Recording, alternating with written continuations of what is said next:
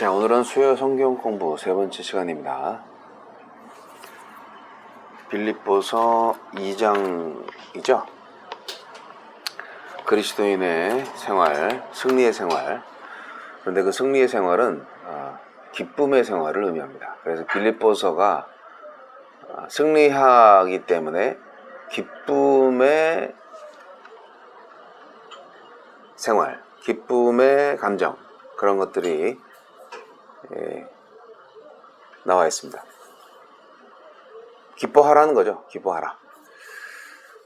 자, 오늘 말씀 빌립보서 2장을 메시지 성경으로 읽어드리겠습니다. 그러므로 여러분이 그리스도를 따름으로 무엇을 얻었거나 그분의 사랑으로 여러분의 삶에 얼마간의 변화가 일어났거나 성령의 공동체 안에 있는 것이 여러분에게 어떤 의미가 있거나 여러분에게 따뜻한 마음이나 배려하는 마음이 있거든 내 부탁을 들어주시기 바랍니다. 서로 뜻을 같이 하고 서로 사랑하고 서로 속 깊은 벗이 되십시오. 자신의 방식을 앞세우지 말고 그럴듯한 말로 자신의 방식을 내세우지 마십시오. 자기를 제쳐두고 다른 사람이 잘 되도록 도우십시오. 자기 이익을 꾀하는 일에 사로잡히지 마십시오. 자신을 잊을 정도로 도움의 손길을 내미십시오. 그리스도 예수께서 자기 자신을 생각하셨던 방식으로 여러분도 자기 자신을 생각하십시오.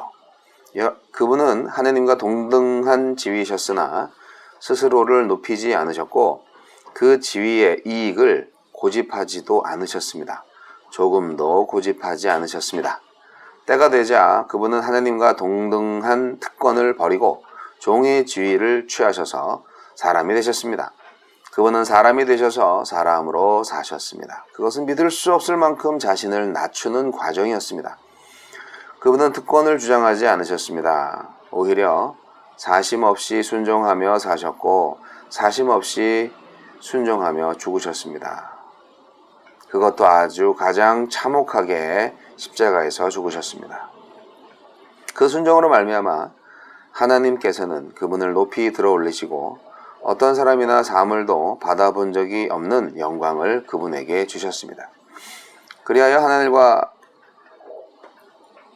하늘과 땅에 있는 모든 피조물이 오래전에 죽어 땅에 묻힌 사람들까지도 예수 그리스도 앞에 절하고 경배하게 하시고 그분이 만물의 주이심을 찬양하게 하셔서 하나님 아버지께 큰 영광을 돌리게 하셨습니다.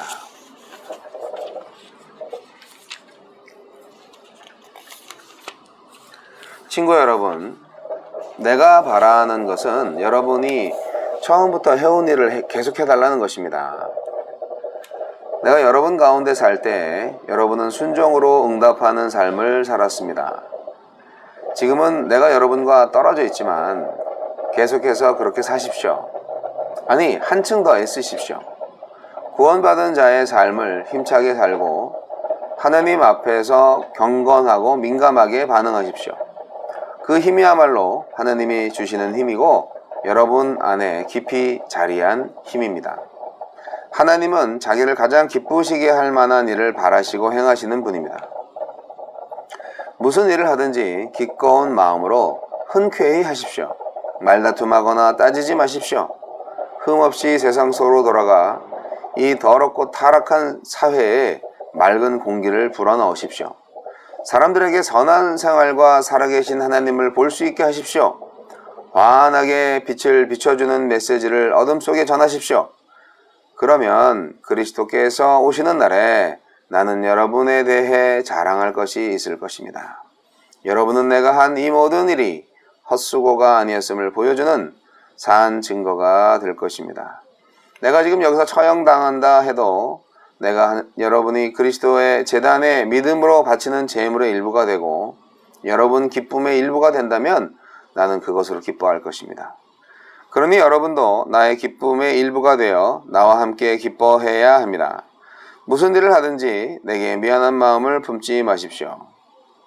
나는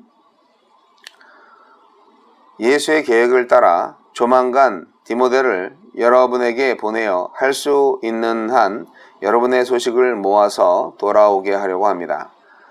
그러면 내 마음은 실로 큰 기쁨을 얻을 것입니다. 내게는 디모데만한 사람이 없습니다. 그는 충직하고 여러분을 진심으로 걱정하는 사람입니다. 이곳에 있는 대다수 사람들이 예수의 일에는 관심이 없고 자기 일에만 관심이 있습니다. 그러나 여러분도 아다시피 디모데는 진국입니다. 우리가 메시지를 전하는 동안 그는 내게 충실한 아들이었습니다. 앞으로 이곳에서 내게 있을 일을 알게 되는 대로 그를 보내려고 합니다.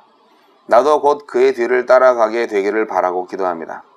그러나 지금 당장은 나의 좋은 벗이며 동역자인 에바브로디도를 급히 보내려고 합니다. 전에 여러분이 그를 보내어 나를 돕게 했으니 이제는 내가 그를 보내어 여러분을 돕게 하겠습니다. 그는 여러분에게 돌아가기를 몹시도 사모했습니다. 여러분도 들었겠지만 그는 병이 나은 뒤로 더욱 여러분에게 돌아가기를 원했습니다. 자기 병이 다 나았으니 여러분을 안심시키고 싶어 했습니다. 여러분도 아다시피 그는 죽을 뻔했으나 하나님께서 자비를 베풀어 주셨습니다. 그리고 하나님은 내게도 자비를 베풀어 주셨습니다. 하마터면 그의 죽음이 그 무엇보다도 큰 슬픔이 될 뻔했습니다.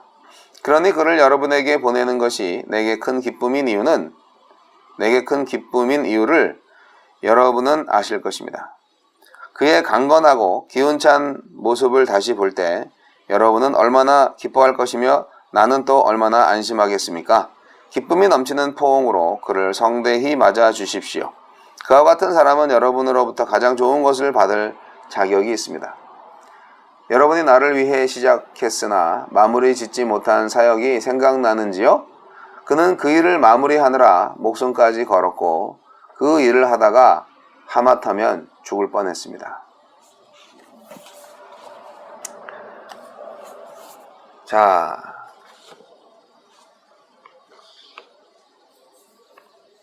교재에 보시면 빌립보서를 쭉 보시고 문단을 나누시고 그 다음에 그 요약식 개요를 만들라는 말씀이 있습니다. 그러니까 문단 나누고 이제 주제 파악하고 그리고 제목을 좀 만들어 봐라 뭐 이런 얘기죠.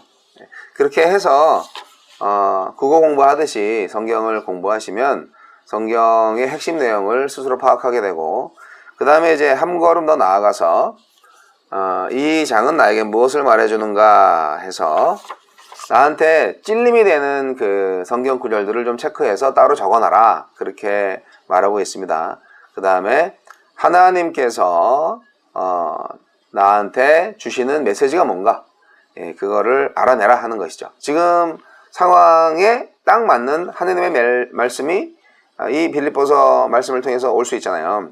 그래서 쭉 몇 번 읽다 보고 묵상하시다 보면 확실히 다른 사람들보다 특히 나에게 주시는 말씀이 깨달아질 때가 있어요. 그게 이제 성령께서 나에게 감동시키시는 그 순간인데 그때 그 성경 말씀을 적으시는 거죠. 그래서 내 삶을 돌아보게 하시고 그리고 오늘 이 주신 말씀을 통해서 내가 오늘의 삶을 어떻게 바꿀 수 있을까? 이 말씀을 나의 삶에 어떻게 적용할까? 그거를 말하는 것이죠. 적용하기 위해서 택한 구절을 위해 쓰시고 그 다음에 첫째, 그리스도인은 어떻게 살아야 하는가? 둘째, 나의 삶은 어떠한가? 셋째, 그 점에 대해 나는 뭐라고 할 수 있는가? 뭐라 할 수 있는가라는 말은 결국 그 말씀에 비춰서 내가 어떻게 바꾸어질 것인가를 결단하라 이 말씀입니다. 그런 식으로 해서 빌립보서 2장 공부를 잘 하시면 되겠고요. 간단하게 빌립보서 2장 기쁨의 봉사라는 주제로 전체를 요약하고 또 제가 받은 은혜의 말씀을 좀 나누고자 합니다. 워낙 그 유명한 성경이고 그 다음에 이 빌립보서를 읽을 때마다 참 바울 사도의 그 아주 풍성한 빌립보 교회를 사랑하는 그 마음이 구구절절 느껴져서 항상 가슴 뭉클하고 그리고 정말 비장한 그리고 웃기기도 하고 울리기도 하는 그런 말씀을 보게 됩니다. 빌립보 교회가 참 바울 사도한테 잘했습니다. 어쨌든 뭐 에버브로디도라는 종을 보내서 바울을 위로하고 또 바울을 섬기게 하려고 했다는 것 자체도 굉장히 아름다운 일이죠. 근데 이제 에바브로디도가 이제 죽을 병에 걸려서 결국 걱정거리가 되었었는데 살았어요. 그래서 바울이 에바브로디도를 다시 빌립보에 보낸다고 말씀하신 그 마지막 부분이 왠지 모르게 저는 상당히 감동이 됩니다. 하느님이 자기한테도 자비를 베푸셨다고 그래요. 그러니까 에바브로디를 죽을 뻔한 에바브로디도를 살려주신 하느님의 은혜가 있었다. 참 하느님이 자비를 베풀어서 이제 에바브로디도를 살려주셨다. 그렇게 말씀하셨는데 자기한테도 은혜를 주셨다. 그게 뭐냐면 특별한 은혜가 있는 것이 아니라 에바브로디도가 살아났기 때문에 그것이 자기한테 은혜였다 하는 말씀이라고 저는 생각을 합니다. 왜냐하면 에바브로디도가 죽었으면 얼마나 바울 자신에게도 큰 슬픔이 되었겠는가 하는 것이죠. 이렇게 바울은 성도를 사랑하고 교회를 사랑하고 제자들을 사랑한 사람이었다 하는 것입니다. 오늘날 많은 담임 목사님들이 부목사 전도사들을 소모품 취급하는 경향이 있어요. 그래서 정말 사랑하는 제자들, 단순히 자신의 목회의 어떤 손발이 되어주는 역할만으로 그렇게 활용하고자 하는 분이 아니라 인격 그 자체를 사랑하는, 아주 디모데에 대해서는 굉장히 큰 칭찬과 신뢰를 보여주시고 계시잖아요. 근데 그렇게 할 수 있었다는 것은 그만큼 바울 사도가 자신의 제자들을 사랑하고 양육했기 때문이죠. 사실 오늘날 많은 부분에 있어서 제자도가 사라졌죠. 자기 후계자를 제대로 키우는 사람이 누가 있어요? 저는 없다고 봅니다. 거의. 자기 아들한테나 좀 혜택을 줄까 하고 그렇게 하시는 목사님들 많이 봤고요. 그리고 있는 동안 60이 되든 70이 되든 80이 되어서까지도 나는 죽을 때까지 목회할 거야 하면서, 저는 80살이 넘을 때까지 은퇴 안 하시는 그런 목사님도 봤어요. 저도 잘해야 되겠죠. 근데 또 나이를 먹어서 그 나이대에 돼서 은퇴만 한다고 능사냐? 저는 그것도 아니라고 봅니다. 그 이상이 필요해요. 정말 후배 목사들을 사랑하는 목사님이 필요합니다. 그래야 바울처럼 존경받는 사람으로 기억되겠죠. 그래서 그런 차원에서 이 바울 사도의 마음을 저도 품기를 원하는 것입니다. 제자들을 사랑했던, 후배들을 사랑했던 그 마음이 결국 누구의 마음일까요? 예수님의 마음이죠. 맞습니다. 예수님의 마음입니다. 우리 교회가 사랑으로 하나로 뭉치지 않으면 절대로 이 세상에 빛과 소금이 될 수 없습니다. 교회에 사랑이 없다, 분열이 있고 시기 질투가 있다, 그러면 그건 벌써 끝난 겁니다. 다시 회복을 해야 됩니다. 이미 교회가 아닌 거예요. 사랑이 있어야 됩니다. 사도 바울은 아무 일에든지 다툼이나 허영으로 하지 말라고 말씀하셨습니다. 겸손한 마음으로 상대방을 나보다 더 위대하고 좋은 사람으로 낮게 여기라고 말씀하셨는데, 이 다툼이라는 원어가요, 당파심 또는 이기심이라는 그리고 이기적인 어떤 야망 이런 느낌이 있어요. 그러니까 주님의 일을 하는 데 있어서 지나친 경쟁은 별로 안 좋습니다. 우리는 다툼이나 허영을 버려야 해요. 내가 더 위대한 사도가 돼야지, 우리 교회가 더 큰 교회가 돼야지, 이런 생각 참 악마적인 생각입니다. 우리는 세상에 속한 것을 추구하지 않고 오직 하나님의 뜻을 받들면서 하나님의 뜻이 이루어지기를 기도해야 합니다. 겸손하는 게 중요하죠. 왜냐하면 자기의 부족을 알고 자기의 모든 것, 자기의 자기 된 것이 하나님의 은혜인 것을 알아야 되죠. 그래야 우리가 겸손할 수 있죠. 교만하면 아무것도 안 됩니다. 그리고 사도 바울은 자기 일만 하지 말고 상대방의 일을 좀 돌아봐. 서로 간에 다른 사람의 일을 좀 돌아봐. 그렇게 말씀하고 있습니다. 나만 잘하면 돼. 얼마나 이기적인 생각입니까? 나만 신앙생활 잘하면 돼. 나만 11조 잘 바치면 돼. 이런 생각만 하면 좀 부족하죠. 그건 교회가 아니죠. 네. 교회는 성도들이 겸손하게 일치단결해서 다툼이나 허영으로 하지 말고 남을 나보다 낮게 여기고 다른 사람들의 신앙적인 유익을 위해서 힘쓰는 것을 봄으로써 기쁨이 충만하기를 원합니다. 오늘날 우리 교회를 바울 사도가 보면 기뻐하시겠나요? 네. 요한도 마찬가지예요. 요한 사도도 성도들이 진리 안에서 행하는 것을 보면서 심히 기뻐한다. 그렇게 말했잖아요. 진리 안에서 생활하는 것을 듣는 것, 그것이 정말 기쁘다. 그렇게 요한 사도도 얘기했습니다. 이렇게 하기 위해서는 우리가 하느님의 마음을 품어야죠. 하느님의 마음, 참 명언이 나오죠. 너희 안에 이 마음을 품으라. 곧 그리스도 예수의 마음이니 그는 근본 하느님의 본체시나 하느님과 동등됨을 취할 것으로 여기지 아니하시고, 이 말씀은 그리스도의 겸손을 말하고 있습니다. 가장 낮아진 그리스도가 이제 가장 높아진 자리로 올라가시는 거죠. 바로 이것이 우리 그리스도인이 걸어야 할 길입니다. 예수 그리스도처럼 낮아질 수 있어야 됩니다. 그러면 하나님이 높이신다니까요. 그것을 우리가 알아야 됩니다. 근데 우리는 세상적 가치를 따라서 자꾸 높아지려고 해요. 우선적으로 먼저 높아지려고 해요. 내가 힘이 세야 내가 선교도 잘하고, 내가 돈이 많아야 내가 전도도 잘하고, 이렇게 살지. 그거는요, 돈이 없거나 권력이 없어서 다른 사람들한테 무시당하는 거가 힘들어서 그런 거예요. 저는 일부 찬양 사역자들이 목사님이 되시는 것에 대해서 일단 너무 기쁘고 감사합니다. 목회자가 된다는 것은 또 다른 의미잖아요.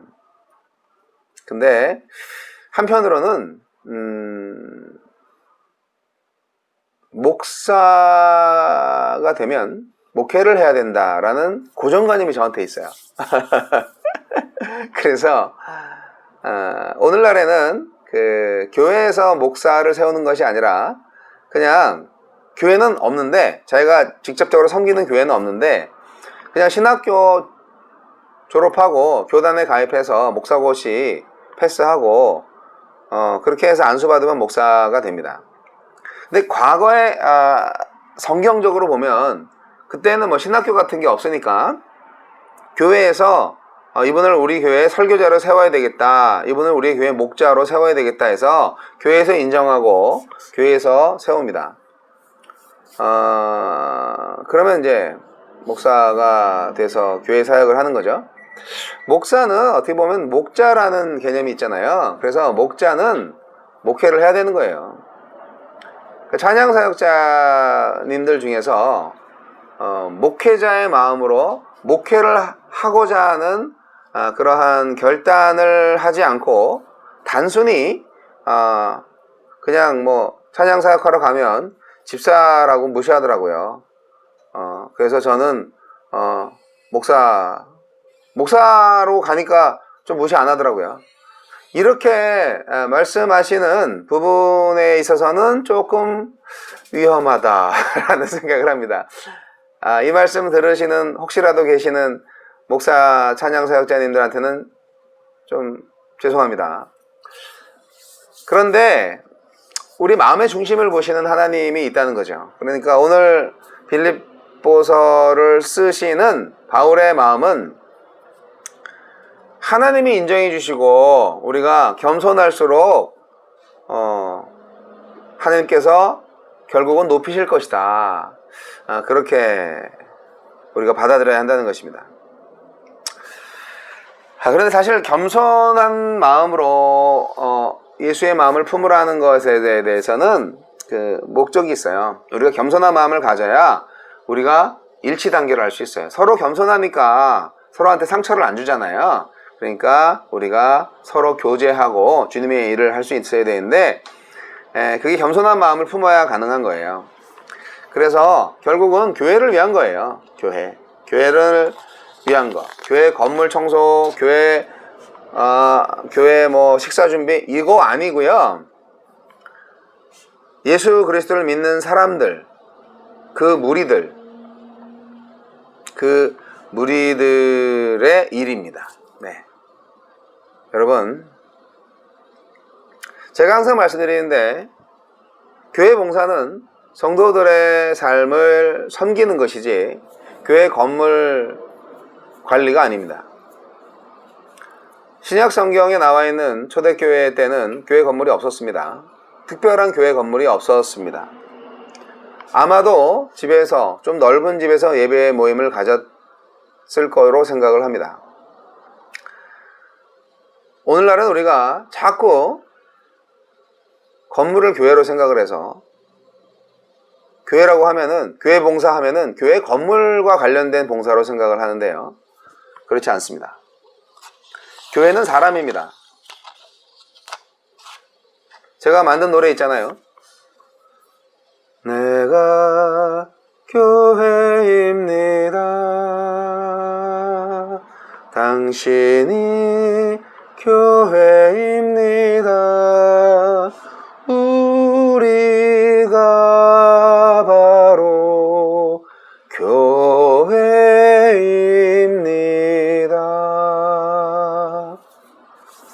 사람이 교회입니다. 그래서 교회 건축 헌금 필요하니까 모아서 갖다 줘 라고 바울이 빌립보나 고린도 교회에 말하지 않았습니다. 예루살렘 교회 건축하는데 힘든 것 같아, 헌금 좀 모아다 주자, 그렇게 말씀하지 않았습니다. 예루살렘 교회가 어렵다. 그러면 예루살렘에 있는 우리 믿는 형제 자매들의 삶이 어렵다. 그러니까 구제 헌금으로 갖다 주자, 그런 걸 말하는 것입니다. 바울은 그러면서 12절부터 18절까지 뭐라고 말씀하시냐면 굉장히 중요한 개념이 하나 있는데, 12절에 보세요. 그러므로 나의 사랑하는 자들아, 너희가 나 있을 때뿐 아니라 더욱 지금 나 없을 때에도 항상 복종하여 두렵고 떨림으로 너희 구원을 이루라. 아니, 구원 받은 교회 아닌가요? 빌립보 교회들 구원 받은 교회인데, 구원 받았으니까 교회지. 그런데 너희 구원을 이루라고 말씀하고 있습니다. 성경에서 구원은 죄 씻음과 의롭다 하심을 받는 것을 가리킵니다. 주 예수 그리스도를 믿는 사람들은 다 구원을 받았습니다. 믿는 이들은 의롭다 하심과 또 거룩함을 얻었습니다. 이것이 정말 완전한 거예요. 근데요, 이것은 법적인 의미입니다. 그렇기 때문에 너희